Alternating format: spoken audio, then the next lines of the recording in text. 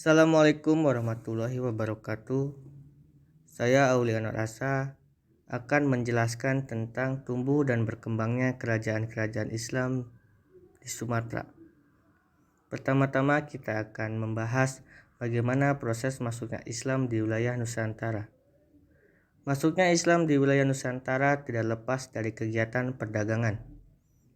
Kepulauan Nusantara yang terkenal akan rempah-rempahnya yang berlimpah menjadi daya tarik bagi para pedagang dari berbagai bangsa untuk berkunjung ke Nusantara, seperti pedagang dari Cina, Persia, India, dan juga Arab. Mereka berdatangan ke Nusantara untuk berdagang melalui jalur Selat Malaka, yang lambat laun tumbuh dan berkembang sebagai salah satu jalur perdagangan internasional.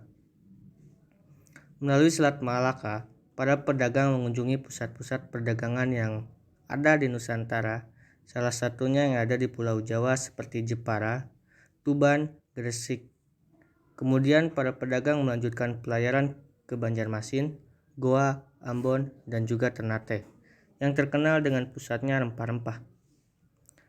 Melalui hubungan perdagangan antara pedagang pribumi dan pedagang dari Persia, Arab, dan Gujarat yang telah memeluk agama Islam dan dapat memperkenalkan agama Islam, budaya Islam kepada penduduk di wilayah Nusantara, salah satunya di Pulau Sumatera.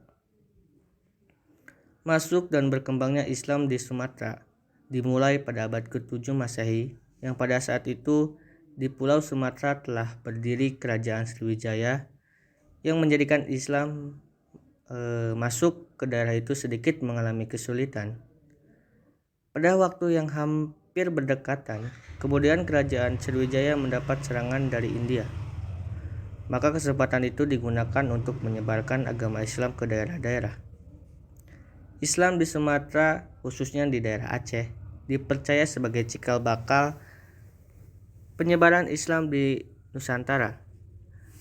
Penyebaran Islam dilakukan oleh para saudagar dan para pedagang Arab yang hilir mudik berdagang dari Mesir, Persia, Gujarat ke Cina melalui Barus yang terletak di ujung barat Pulau Sumatera. Barus yang disinyalir sebagai perkampungan Islam tertua di Nusantara karena di sana ditemukan sebuah makam kuno yang terletak di komplek pemakaman Mahligai.